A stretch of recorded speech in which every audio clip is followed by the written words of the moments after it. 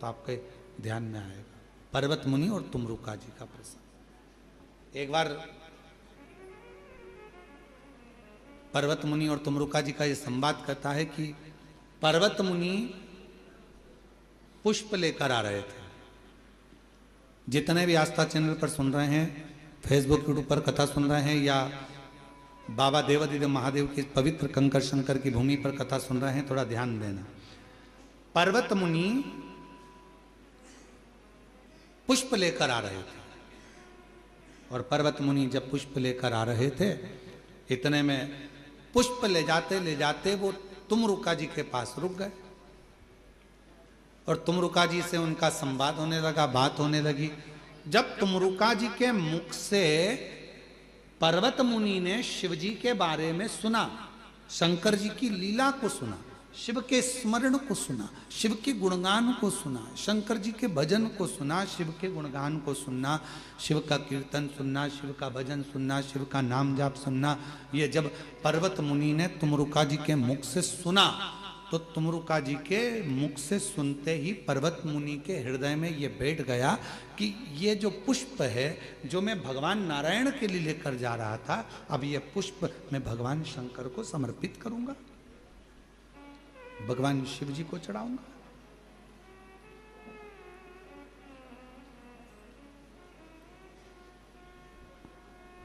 पर्वत मुनि ने पुष्प लिए और पुष्प लेकर भगवान देवादिदेव महादेव को चढ़ाने के लिए चले। तुमरुका जी ने पर्वत मुनि को रोका, ये पुष्प कहां लेकर जा रहे हो?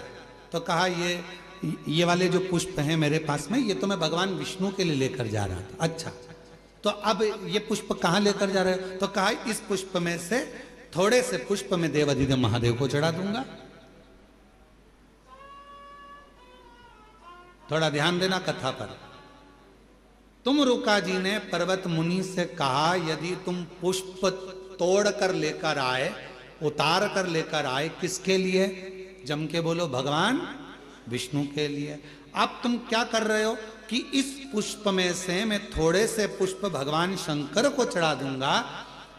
तुमरुका जी ने कहा, तुम्हारा वो पुष्प अब शिव स्वीकार नहीं करेंगे। दिल से, मन से जो पुष्प था, तुमने वो भगवान विष्णु को दे दिया है। अब तुम शंकर को कुछ मत दो, वो पुष्प श्री हरि नारायण को ही दे दो। शिव को तो केवल हृदय से प्रणाम कर लोगे तो भी शिव स्वीकार कर लो।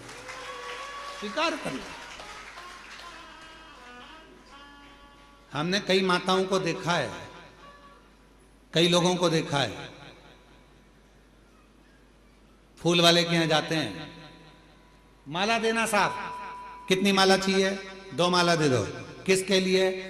हमारे आज दादाजी का श्राद्ध है, दादा दादी का श्राद्ध है, 2 माला दे दो। उन्होंने दादा दादी के लिए माला ले ली, श्राद्ध की माला ली, और माला लेने के बाद फिर फूल वाले से कहा इसमें थोड़ा सा फूल भी डाल दो। क्यों? तो वो थोड़ा पूजन में काम आ जाएगा, फूल डाल दोगे तो। अब तुमने माला ली दादा दादी के लिए, माला खरीदते समय तुमने पुष्प ले लिया, वो पुष्प तुम लेकर आ रहे थे दादा दादी की माला के लिए, भाव तुम्हारा दादा दादी के प्रति था, श्रद्धा तुम्हारी दादा दादी के प्रति थी, पर पुष्प तुमने जो लिया वो लेकर जरूर आए हो, पर उसमें श्रद्धा, उसमें विश्वास, उसमें मन की एकाग्रता नहीं है, कुछ नहीं लाए।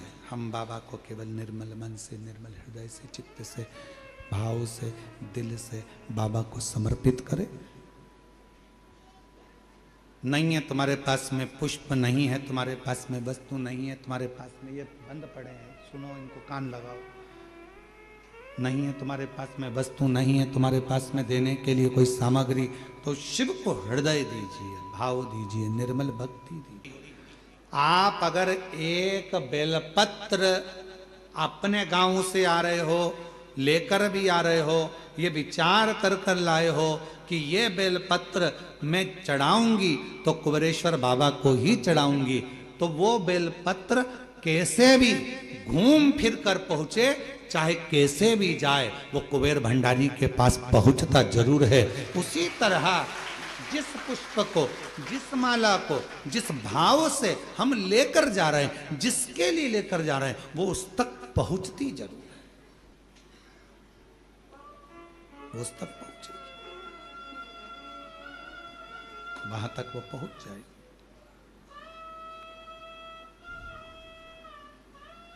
बस आपका हृदय, आपका मन, आपके हृदय की शुद्धता, आपके मन की पवित्रता, शुद्धता, ये भीतर से हो, मन से हो।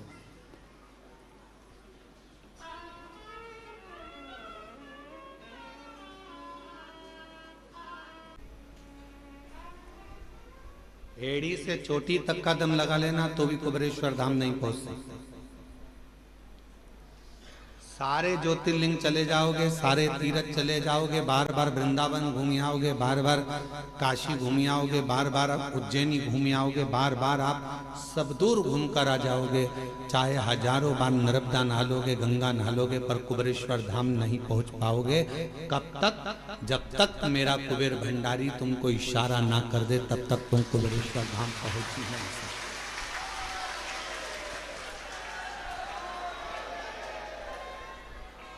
आप अयोध्या हो आओगे, काशी हो आओगे, प्रयाग हो आओगे, गंगा नहा आओगे, हरिद्वार होकर आ जाओगे, आप दुनिया के सारे तीर्थ होकर आ जाओगे, उज्जैनी भी बारंबार चले जाओगे, ओमकारेश्वर भी बारंबार चले जाओगे, पर सीहोर कुबेरेश्वर बाबा के धाम में तो बाबा जब तुम सब दूर होकर आ जाओ, उसके बाद भी तब तक सीहोर नहीं पहुंच सकते, कुबेरेश्वर धाम नहीं पहुंच सकते, जब तक मेरा शिव कृपा ना कर। क्यों?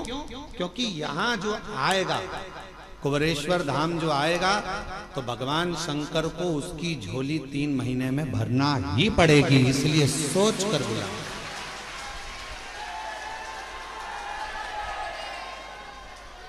इसलिए वो पहले समझता है, बुलाने से पहले विचार करेगा, इसको देना होगा तो बुलाएगा, नहीं तो बुलाएगा नहीं, बाहर की बाहर निकाल देगा, चलो जाओ यहाँ से, आते आते रोक देगा, आने ही नहीं देगा।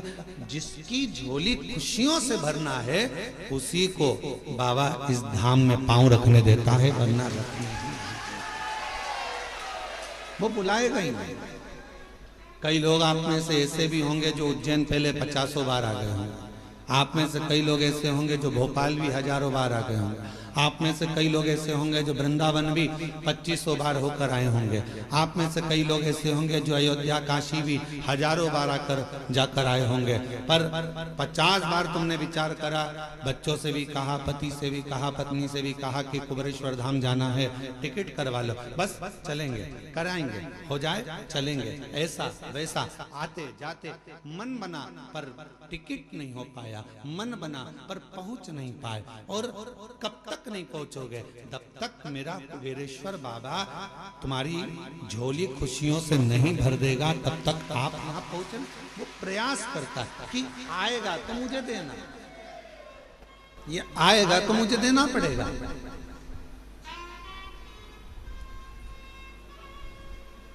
अब हम आपसे पूछें, आपके घर में मेहमान आएंगे तो आप पानी पिलाओगे कि नहीं पिलाओगे? बोलो बोलो, जम के बोलो जरा, पिलाओगे। अगर मेहमान रात रुकने के लिए आया तो खाना खिलाओगे कि नहीं खिलाओगे? खिलाओगे ना। तो भगवान भी सोचते हैं कि अब ये कुबेरेश्वर धाम आया है, रुकेगा, इतनी दूर आया है, तो जब किसी के यहाँ मेहमान आता है तो पानी भी पीता है, भोजन भी करता है, और उसके लिए व्यवस्था करना पड़ती है। तो शिव भी सोचते हैं अब आ गया है मेरे पास में, कंकर शंकर की पूजन कर दी है, तो अब तो मुझको इसको देना ही पड़ेगा, वो रोक नहीं सकता, वो देगा, फिर विचार कर दे, उसको देना है, उसको प्रदान करना है। तो बिना दिए अगर देना नहीं होता है तो वो बुलाता भी नहीं है। उसको झोली भरना होगी तुम्हारी, तो वो तुमको यहाँ पर बुलाया है उसने। आस्था चैनल पर जितने भी भक्त शिव महापुराण की कथा को श्रवण कर रहे हैं, फेसबुक यूट्यूब पर जितने भी शिव भक्त शिव महापुराण की कथा को श्रवण कर रहे हैं, आप सबकी झोलियों में मेरा कुबेरेश्वर बाबा कुछ ना कुछ देगा, इसलिए आप टीवी खोलकर कथा को सुन रहे हैं।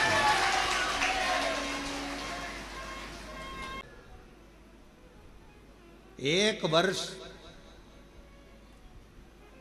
ये 7 जगह हैं जहां पर कभी एक जगह का नियम बना लो, या तो बेलपत्री के पेड़ के नीचे, या शमी के वृक्ष के नीचे, या पीपल के वृक्ष के नीचे, या आंवले के वृक्ष के नीचे, या वट वृक्ष के नीचे, या शंकर भगवान के शिवालय में, या अपने घर के दरवाजे के बाहर। ये 7 स्थान हैं, इसमें से कोई एक स्थान आप चुन लो। एक दिन भी नागा नहीं होना चाहिए, एक दिन भी कैंसिल नहीं होना चाहिए, एक दिन भी उसमें कहीं अड़चन नहीं आना चाहिए। एक वर्ष ये 7 स्थान में से कोई एक स्थान पर 1 वर्ष तक रोज शाम के समय प्रदोष काल में दिया लगाना चालू करो। भले वो दिया 2 मिनट जले, पर प्रदोष काल में अगर तुमने एक जगह का भी नियम ले लिया 1 साल का, फिर हमको बताना कि मेरे कुबेरेश्वर बाबा ने तुम्हारे घर में संपदा की कमी तो नहीं रखी। वो भंडार भरने में कमी नहीं रखता, भंडार भरता। एक स्थान चुन लो, या तो पीपल का वृक्ष चुन लो, या आंवले का वृक्ष चुन लो, या फिर शमी का वृक्ष चुन लो, या फिर आप बेलपत्री का या बट वृक्ष। वहां नहीं जा सकते तो शिवालय चुन लो, शंकर का मंदिर। वहां भी नहीं जा सकते तो अपने घर के दरवाजे के बाहर।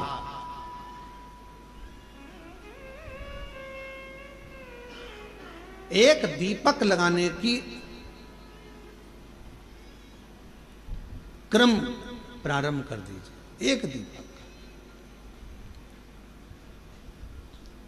और यदि वो क्रम प्रारंभ हो गया तो फिर आप खुद अंदाजा लगाएंगे कि धीरे धीरे धीरे धीरे आपका परिश्रम, आपकी मेहनत, आपका संघर्ष और आपकी मेहनत के साथ में जो तुम दीप लगा रहे हो, मेरा भोले बाबा दरवाजे पर लगाया हुआ दीप हो, चाहे वृक्ष के नीचे का दीप हो, चाहे शिवालय का दीप हो, वो हमारे मार्ग प्रकाशित करते चले जाता है और हमें रास्ता देते चले जाता है।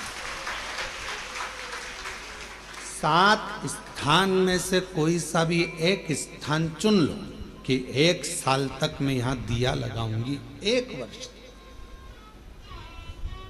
हम ये नहीं कह रहे कि बहुत सारा उसमें घी भरो, आप तो बत्ती गीली करो और उसको ही लगा दो, बस बहुत है।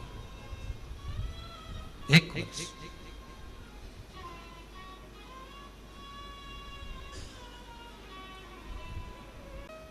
दीप लगाओगे तो मन की बात भगवान से कहोगे। मच्छर काटेगा तो हम मच्छर से शिकायत नहीं करेंगे, हम शिकायत करेंगे तो डॉक्टर से जाकर करेंगे। साथ ये मच्छर मुझे काट गया है और मुझे मलेरिया हो गया है, मेरे शरीर में रोग हो गया, बुखार आ रहा है, मुझे सिर दर्द हो रहा है।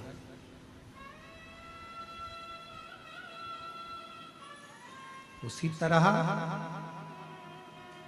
जब दुनिया के मच्छर हमें काटते हैं, संसार के लोग जब कष्ट देते हैं, अपने पर्याय सब, जब दुनिया ताना देती है, अब शब्द कहती है, तब दुनिया वालों से जाकर मत कहो, पड़ोसी से, अड़ोसी से, रिश्तेदार से, इनसे मत कहो। कहना है तो एक बार कुबेरेश्वर बाबा के दरवाजे पर जाकर कहो कि ये तकलीफ, ये कष्ट निभाएगा।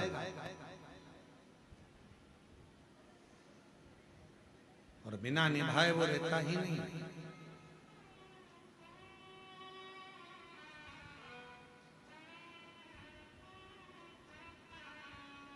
रील में और रियल में बहुत बड़ा अंतर है। रील बनाना सरल है पर रियल लाइफ को जीना कठिन है।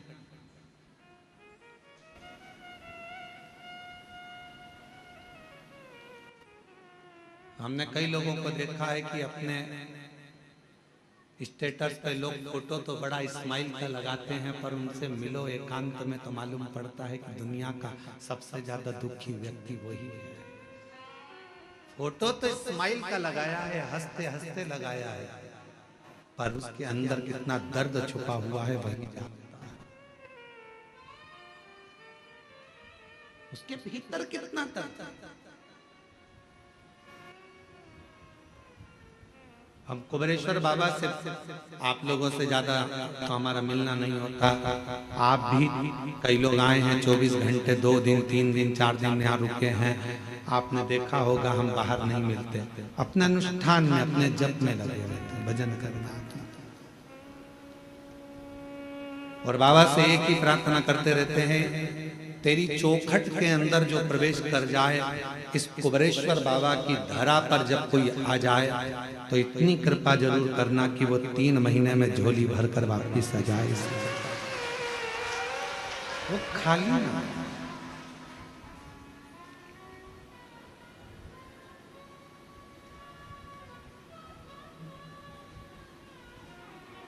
खाली रह गया तो 50 जगह जाकर कहेगा मैं सीहोर गया था कुबरेश्वर बाबा के यहाँ और इतना सुना था मैंने कि वो देता है, फिर मैं कैसे खाली रह गया।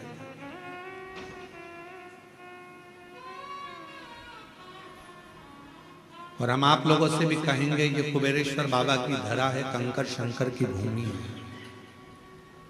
यहां विश्वास अगर आपके दिल में है तो शिव दिए बिना नहीं रह सकता। एकांत में बैठकर 108 बार श्री शिवाय नमस्तुभ्यम बोलो, 5 कंकर बीन कर उसका पूजन करो, उसको शिव मानकर उसकी आराधना कर कर उससे प्रार्थना करो, बाबा बहुत आस लेकर आया हूं, मेरे बाबा, मेरे भोलेनाथ, मेरे शंकर, सब दूर से हार चुका हूं, तब आखिरी में तेरे दरवाजे आया। और अगर तेरे दरवाजे से भी खाली चला जाऊंगा तो फिर कहां जाऊंगा। अब ये श्वास तेरी है, शरीर तेरा है, घर तेरा है, परिवार तेरा है। जैसे तूने आज मुझे अपने धाम में बुलाया, पूजन करवाई, ऐसी कृपा करना कि मुझे फिर वापस खूब देना, खूब कृपा करना, स्वस्थ होकर परिवार के साथ आनंद के साथ तेरे धाम फिर आऊं और फिर पूजन कर। ऐसी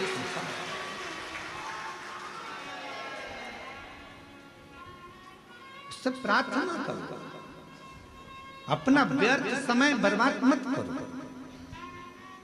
बड़ी मुश्किल से बुलाया है उसने तुमको, अपना समय बर्बाद मत करो। यहाँ घूम लिया, वहां घूम लिया, वहां घूम लिया, कितना।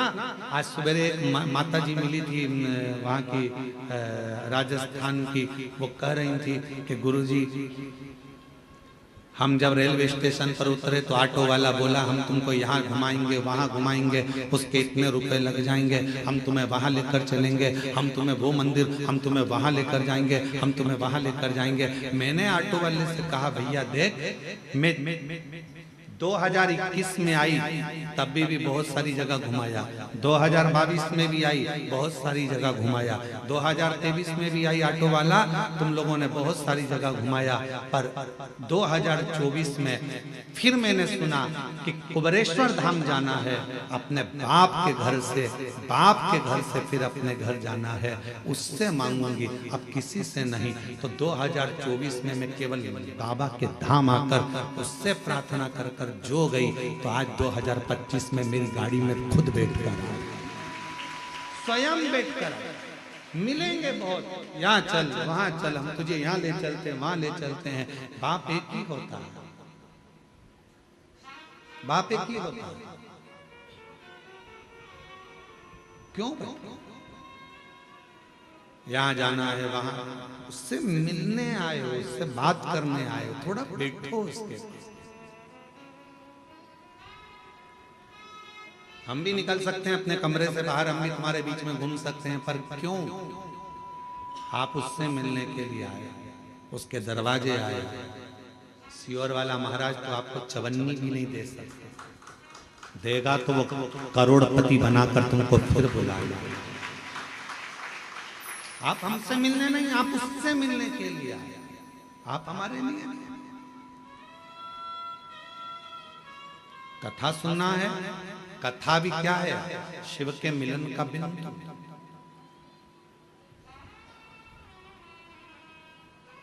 शंकर से मिलन का बिंदु है शिव महापुराण की कथा।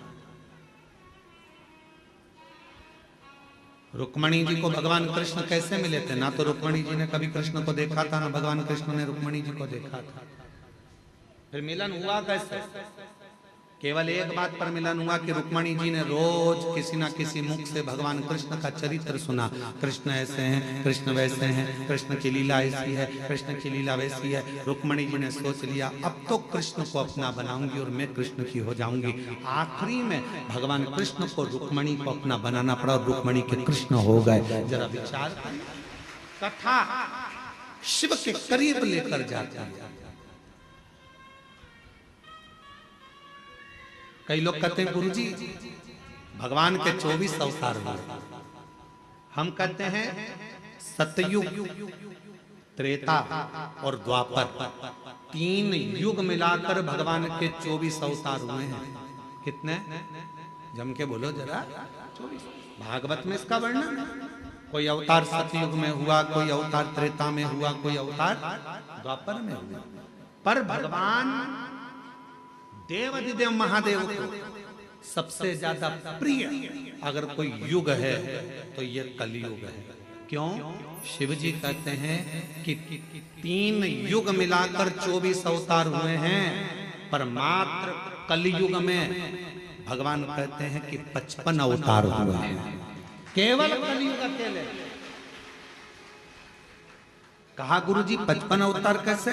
तो किसी ने पूछा कि केवल अकेले कलयुग में भगवान के 55 अवतार? हाँ, कभी श्रीमद वल्लभाचार्य जी के रूप में, कभी श्री रामानुजाचार्य के रूप में, कभी श्री निम्बारकाचार्य के रूप में, कभी नामदेव जी के रूप में, कभी मीराबाई के रूप में, कभी कर्माबाई के रूप में, कभी तुकाराम जी के रूप में, कभी छत्रपति वीर शिवाजी के रूप में, कभी स्वामी समर्थ के रूप में, कभी रामकृष्ण परमहंस के रूप में, कभी स्वामी विवेकानंद के रूप में। ये भगवान के ही तो अवतार है।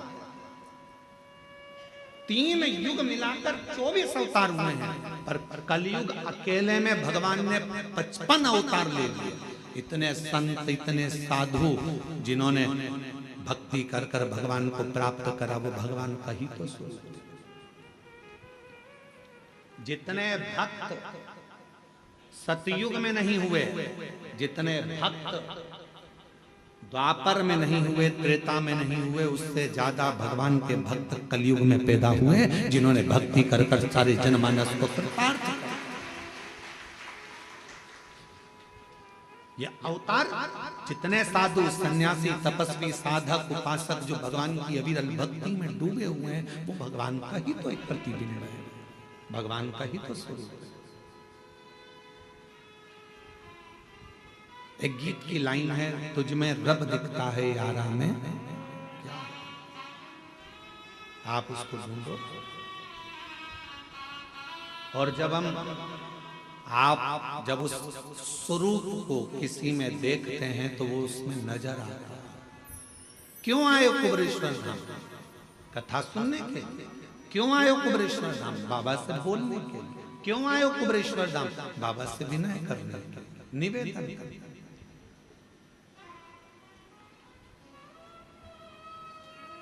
क्यों व्यर्थ है?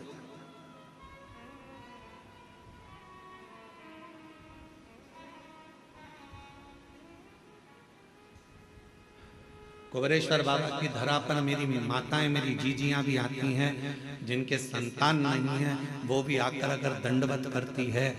वहां की मिट्टी जब वो सोती है प्रणाम करती हैं, उस रज को अपने शरीर पर लगा लेती हैं, उसको प्रणाम करती हैं, नमन करती हैं। तो माँ कहीं ना कहीं किसी रूप में ना जाने वो पृथ्वी माता भी कृपा कर कर कहीं शिव को कंकर शंकर का स्पर्श होकर उसका गोद भरा जाए। कुछ तो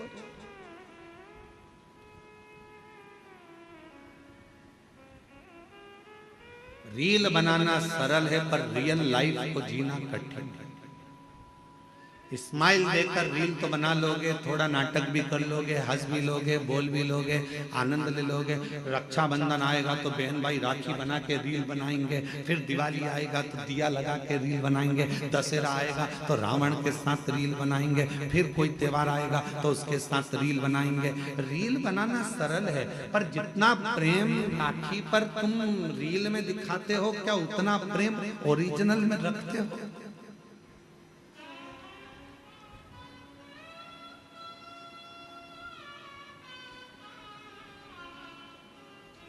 रील बनाना सरल है। एक फिल्म का निर्माण करना सरल है। पूरी फिल्म में देखो, एक लड़का बता देते हैं, एक लड़की बता देते हैं, एक दो दुश्मन बताते हैं और पूरा घुमा फिरा कर झगड़ा लड़ाई पंगड़ा सब दिखाएंगे। आखिरी में फिल्म कहाँ खत्म होती है? जहां लड़का लड़की की शादी होती है। ठीक है, बोलो बोलो जम के तो बोलो। फिल्म का वहां पर एंड हो गया, पर हकीकत में फिल्म का तो वहां एंड हो गया, पर अब बताना था फिल्म वालों को कि शादी के बाद क्या क्या होता है। अब सास को निभा, ससुर को निभा, रिश्ते निभा, जेठानी को निभा, ननंद को निभा। फिल्म ऐसी बनना चाहिए कि जिसमें रियल लाइफ हो और जिसमें यह दिखाया जाए कि ननंद बहन होती है, सास माँ होती है, ससुर पिता होता है, जेठ देवर ये हमारे अपने होते हैं, जिनको निभाया जाए, तोड़ा नहीं जाए। रियल बनाना सरल है, पर रियल लाइफ को जीना कठिन।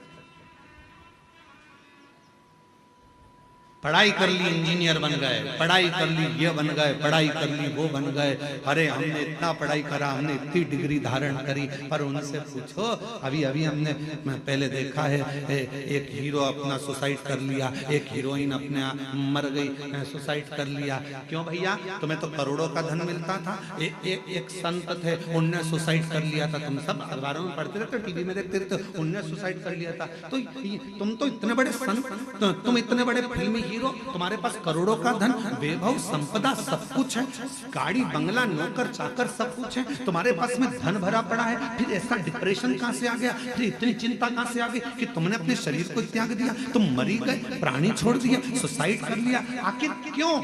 तो शास्त्र कह रहा है, शिव महापुराण की कथा कर रही है कि दुनिया में धन तो बढ़ गया, संपदा तो बढ़ गई, पैसा बढ़ गया, गाड़ी बढ़ गई, बंगले बढ़ गए, पर मन का सुकून नहीं बढ़ पाया, शांति नहीं बढ़ पाई। भीतर की शांति होना बहुत जरूरी है और वो नहीं बढ़ पाता।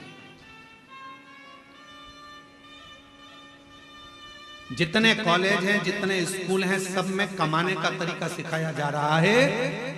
जितने कॉलेज हैं, जितने स्कूल हैं, सब में कमाने का तरीका सिखाया जा रहा है। कमाई कैसे करना है, किस तरह से कमाना है, पैसा कैसे लाना है। हर कॉलेज में, हर स्कूल में कमाने का तरीका सिखाया जा रहा है, पर कोई कॉलेज, कोई स्कूल ऐसा नहीं है जिसमें प्रेम बढ़ाने का, उम्र बढ़ाने का, घर में व्यवहार बढ़ाने का तरीका सिखाया जाए। वो बढ़ गया, उसको बढ़ाया। और प्रेम जब अनंत हो गया, रोम रोम संत। प्रेम बढ़ाने का तरीका मेरे शिव सिखाते। किससे झगड़ा करा तुमने? अपने पति से। झगड़ा कर कर कहां गई? शंकर जी के मंदिर में। क्या करने? एक लोटा जल चढ़ाने। अब जब तुम शिव जी के मंदिर में एक लोटा जल चढ़ाने जा रही हो झगड़ा कर कर, तो वहां तो देखो कि शंकर और पार्वती दोनों साथ रह रहे हैं और तुम झगड़ा करके मायके चली गई। वापिस आओ मायके से, किसी के बुलाने का इंतजार मत करो, आओ अपने घर। देखो शंकर जी अपनी पत्नी के साथ रह रहे हैं, गणेश जी पुत्र के साथ में रह रहे हैं, कार्तिकेय के साथ रह रहे हैं, अपनी बेटियों के साथ रह रहे हैं, पति पत्नी। ये आएगा, शंकर जी की लाइफ में विष आया है, शंकर जी के सामने भी विष आया है, पर उन्होंने पी लिया, निगल लिए, कंठ पर रख लिया और अपनी लाइफ अच्छी जी रहे हैं। तुम्हारी जिंदगी में भी दुख आएगा, किसका झगड़ा नहीं होता। शंकर पार्वती जी का भी सती माता को समझाया, माता सती नहीं समझी, अपने पिताजी के घर चली गई, जकर भस्म हो गई। कितना दिल दुखा होगा महादेव का, कितना मन दुखा होगा शिव जी का। लोग कहते हैं सबसे ज्यादा प्रेम इन देवता का था, इन देवी का था, इनका था, उनका था। लोग कहते हैं प्रेम की मूर्ति ये भगवान थे, पर सही प्रेम की मूर्ति तो मेरे शंकर भगवान और माता सती थी। शायद शिव जैसा प्रेम किसी ने नहीं करा, शायद माता सती जैसा प्रेम किसी ने नहीं करा।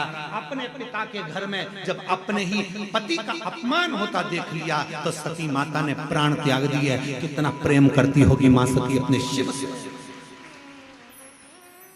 शिव से।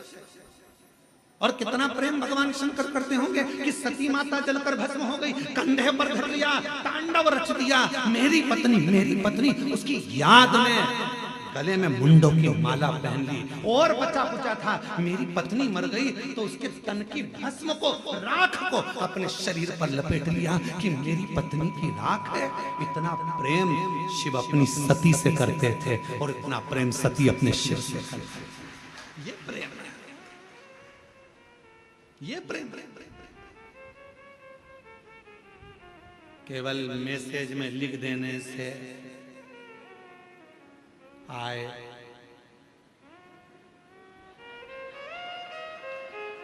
केवल मैसेज में लिख दिया मैं तुमसे प्रेम करता हूं, प्यार करता हूं, हो गया उत्ते में। मोबाइल दिला दिया, प्रेम हो गया उत्ते में। आज के जितने त्योहार हैं केवल गिफ्ट के हो गए, केवल गिफ्ट के त्योहार। पापा ने क्या दिलाया बच्चों को? ये कपड़ा तक नहीं दिलाया त्योहार पर। करवा चौथ का व्रत था, मेरी बेटी को एक साड़ी तक नहीं दिलाई। दामाद तुमने, केवल गिफ्ट से प्रेम रह गया, केवल लेन देन से प्रेम रह गया। पहले कुछ नहीं होता था, कुछ भी नहीं।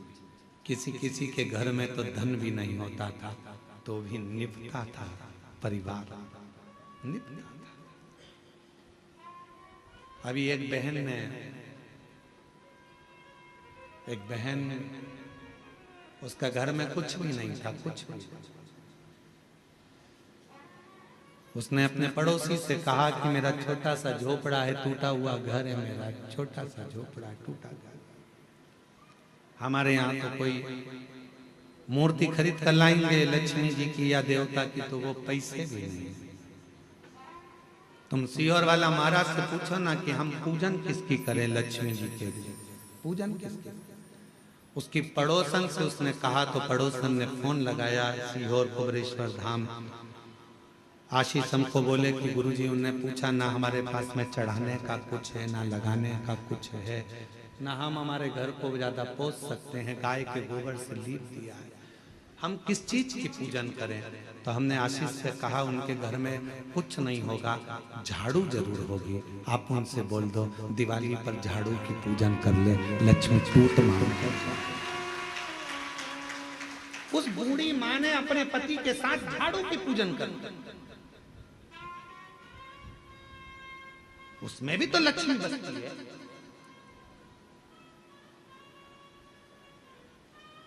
ढेर संपदा होगी तो भगवान रीझेगा, ये शिव पुराण कभी नहीं कहते। करोड़ों का धन होगा तो भगवान रीझेगा, ये पुराण नहीं कहते। दूसरे रीझ जाएंगे तुम्हारे करोड़ों के धन के चक्कर। कोई सेठ जी आए, आओ साहब हम तुम्हारी पूजन कराते हैं, आओ साहब हम तुम्हें दर्शन कराते हैं, आओ साहब। क्यों? सेठ जी जाएंगे तो 500 का लिफाफा दे जाएंगे। सेठ जी के पीछे दुनिया फिर सकती है, परमात्मा नहीं। भगवान को सेठ से मतलब नहीं है, वो तो खुद सांवरिया सेठ है। धन से दुनिया खुश हो सकती है, मेरा महादेव कभी धन से खुश नहीं हुआ।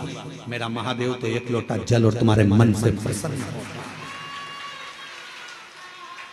आज पूरी दुनिया हम पर उंगली उठाती है, आज पूरी दुनिया हम पर ताने कसती है, आज पूरी दुनिया हमको गाली देती है। क्यों? क्योंकि सीहोर वाले महाराज ने शंकर जी की पूजन को इतना सरल कर दिया कि दुनिया के लोग कहीं नहीं जाते, केवल एक लोटा जल लेकर शिव जी के पास पहुंच जाते हैं और दुनिया के लोगों का दुख मिट गया, तकलीफ मिट गई। इतने पत्र आते हैं रोज, यहाँ दर्शन करने वाले आते हैं, उनका काम हो जाता है तो यहीं पर पत्र लिखकर ऑफिस में जमा कर जाते हैं। जितने लोग आते हैं, कई लोग आप में से भी ऐसे आए हैं कि वो पत्र लिखकर ऑफिस में दे जाते हैं, भैया हमारा पत्र है, बाबा ने हमारी पूर्ण कर दी, हमारी झोली भर दी, महाराज पढ़े चाहे नहीं पढ़े ये पत्र ऑफिस में जमा करो, जो कमरा बनेगा उसमें ये पत्र रखाएगा कि मेरे बाबा ने मेरे ऊपर ये कृपा करी है। भैया मैं आई थी, बाबा ने इतनी करुणा करी, पत्र लिखकर लोग ऑफिस में देकर जाते हैं। शिव पूजन को लोग डरते थे, उसको सरल शिव पुराण ने कर दिया, सियोर वाले महाराज ने नहीं। लोगों ने विचार करा था इतना पूजन में इतना विधान लगता है, इतना धन लगता है, इतनी दौलत लगती है, इतनी संपदा लगती है, पर शिव पुराण कहती है पूजन में केवल मन लगता है।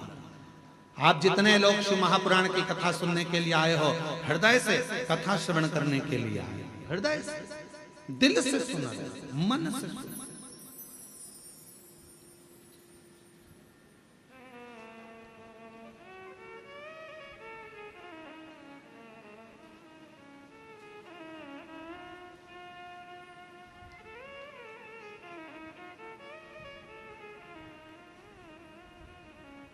उसका अनुभव आप स्वयं करिए, आप स्वयं। ये कुबेरेश्वर धाम की धरा एक ऐसी धरा है जहां सारी ऋतुएं, सारे व्रत, सारे तीर्थ, सारे पुराण, सारे शास्त्र का सुख यहां प्राप्त हो। आप महसूस करो, आप खुद महसूस करिएगा। और जो लोग 2-3 दिन से रुके हैं वो महसूस कर रहे होंगे, अभी भी हम नहीं कहेंगे, आप तो भरचक गर्मी के दिनों में आओ तो भी तुम महसूस करो, तीनों ऋतुओं का दर्शन होगा आपको। सुबह 4 बजे से लेकर यहाँ 11 बजे तक आपको, सुबह 4 बजे से 11 बजे तक यहाँ शीत ठंडक का महसूस होगा।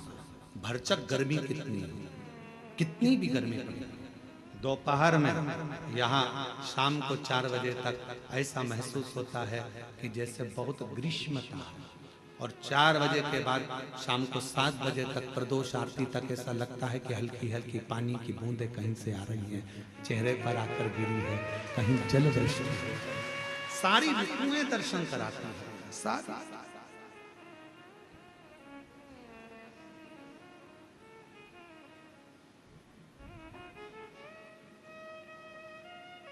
वो अनुभव करा रहा है, अनुभव। महाराज रियल में जी, रियल में नहीं। रियल लाइफ जो है आपकी अच्छी है। शिवजी को 1 लोटा जल चढ़ाना प्रारंभ, अपने बच्चों को भी कहो कि हमारी पूंजी है, 1 लोटा जल लेकर जाओ, ये हमारी पूंजी है, 1 लोटा। इसके बिना कहीं सुख नहीं। हम फ्लाइट से भी सफर करते हैं तो हमारे बैग के अंदर 1 लोटा रखा रहता है, छोटा सा पानी का लोटा हमारे बैग के अंदर रखा रहता है। चेक करने वाले जब सामान चेकिंग करते हैं एयरपोर्ट पर तो वो कहते हैं ये लोटा काहे के लिए ले जाते हो गुरुजी? हमने कहा आखिरी में यही काम आने वाला है, 1 ही लोटा है, वो लोटा ही आखिरी में काम आएगा। परिवार वाले भी सब जायदाद रख लेंगे, आखिरी में तुम्हें 1 लोटे में भर लेंगे। शमशान से घर भी नहीं लाएंगे, लोटे में भर के गंगा जी छोड़ी आएंगे। वो लोटा सब पड़ा, ये बेभाव धन दौलत संपदा सब रखा।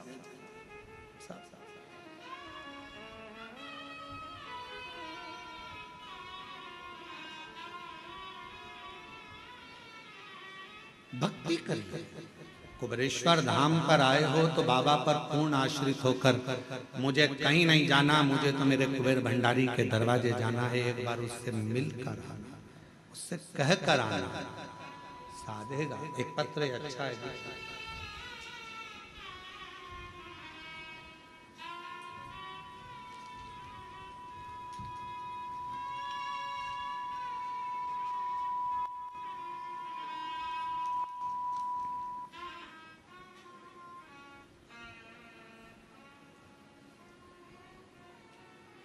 मैं चित्तौड़गढ़ जिले के रावत रावत भाटा शहर की रहने वाली हूं। मेरा नाम चंद्रकला मीणा है। कहीं बैठी हो तो हाथ हिला सकती हैं और एक बेलपत्र लेने के लिए पीछे वाले रास्ते से आ सकती हैं। चंद्रकला मीणा है। आपका बहुत बहुत धन्यवाद गुरुदेव।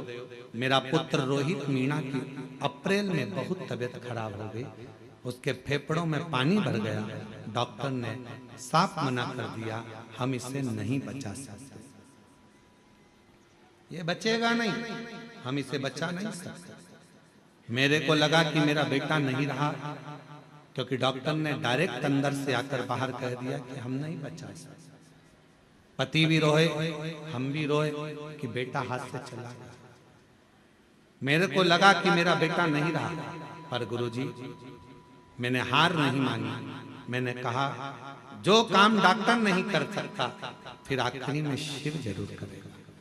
गुरुदेव, सिस्टर जो नर्स थी उसने कहा था कि बेटा बचेगा नहीं, उसने भी कह दिया था नहीं बचेगा, लास्ट है।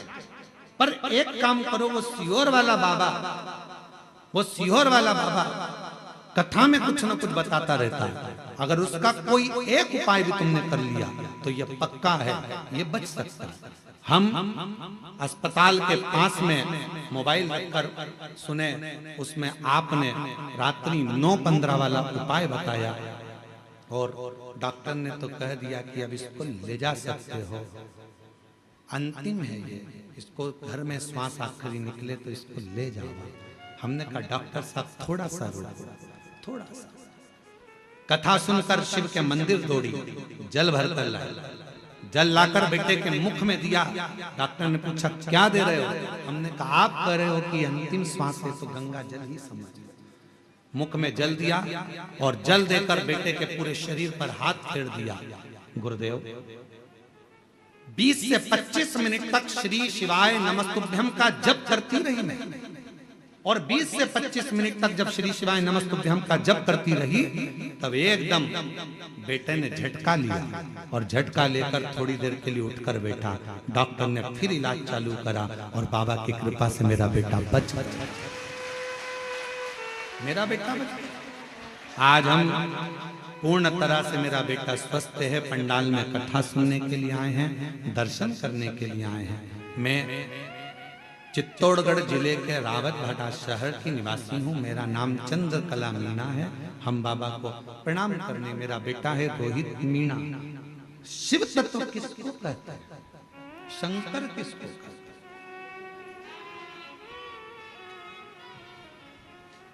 और जब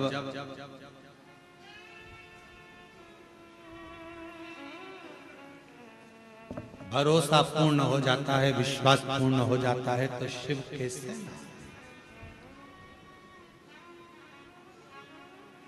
शिव कैसे ना मिले? कहीं पर भी बैठकर आप कुबेर भंडारी को जब पुकारते हो, कुबेरेश्वर बाबा का स्मरण करते हो तो शिव तत्व आपके करीब होता है।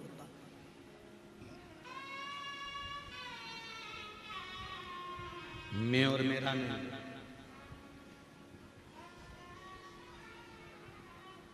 कई लोग जब ऑनलाइन कथा होती है कुबेरेश्वर धाम से तो लोग जजमान बनते हैं, अपने अपने घरों में बैठकर कथा सुन। वो नहीं आ पाते, घर में बैठकर भी जजमान बन जाते हैं।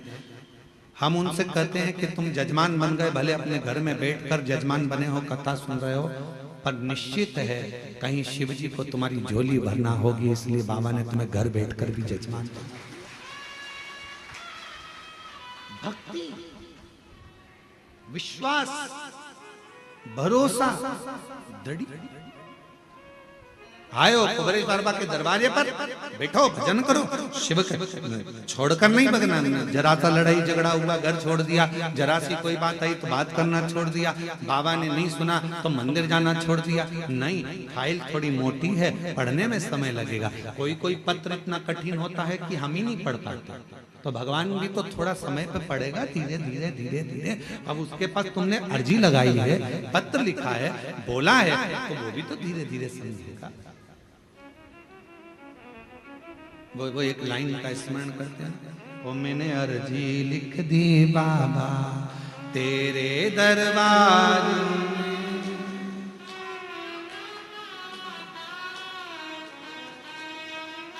हे बाबा मैंने तो अर्जी लिखी है तेरे द्वार पर आकर तुझसे विनय करा है, निवेदन करी, प्रार्थना करी, कोई आडंबर नहीं। शिव महापुराण की कथा कहती है शंकर को भजने वाले को कोई आडंबर की जरूरत नहीं है। तुम जैसे हो वैसे ही बने रहो। आज का जमाना बड़ा विचित्र है। आज के समय में दुश्मनों से डरने की जरूरत नहीं है। आज के जमाने में, आज के समय में बनावटी लोगों से डरने की जरूरत है। दुश्मन से मत डरो पर बनावटियों से डरो। आज का जमाना दुश्मन से डरने का नहीं है। दुश्मन से तो तुम लड़ लोगे, पर जो बनावटी जिंदगी जी रहा, अच्छे अच्छे बनकर तुम्हारे पास में आ जाते हैं, भैया जी, भाभी जी, काकी जी, काका जी करके बड़े तुम्हारे प्रेमी बनते हैं और बाद में तुम्हें चूना लगाकर चले जाते हैं। दुश्मन से मत डरो कलिकाल में, पर बनावटी जिंदगी जीने वालों से डरो जो बनावटी रूप रखकर तुम्हारे करीब में आते हैं और तुम्हें धोखा देकर चले जाते हैं। बनावटियों से डरो।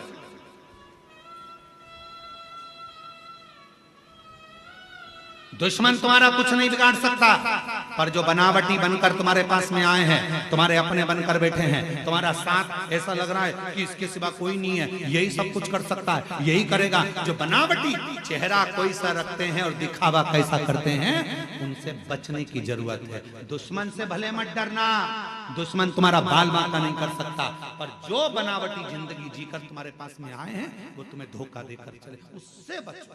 और उनको पहचानना कठिन पड़ जाता है। बनावटी लोगों को पहचानोगे कैसे? तुम नहीं पहचान सकते कि अच्छा है कि बुरा है। इसलिए क्या करना, एक लोटा जल चढ़ाओ, शिव जी को जल चढ़ाओ, रोज जल चढ़ाओ। शंकर सबसे पहला काम एक करते हैं। शिव क्या करते हैं तो के जो तुम्हारे पास बनावटी लोग रहते हैं, एक लोटा जल चढ़ाने वाले व्यक्ति के पास में जो उसका बनावटी लोग रहते हैं, उनको धीरे धीरे शंकर भगवान तुम्हारे दुश्मन को, तुम्हारे बनावटी को दूर करते चले, अच्छों को जोड़ेंगे। दुश्मन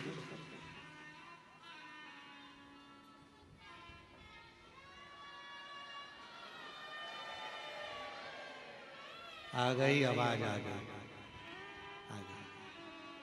बनावटी लोगों से बचिए थोड़ा। दुश्मन तुम्हारा बाल बांका नहीं कर सकता, पर बनावटी से बचिए। कौन?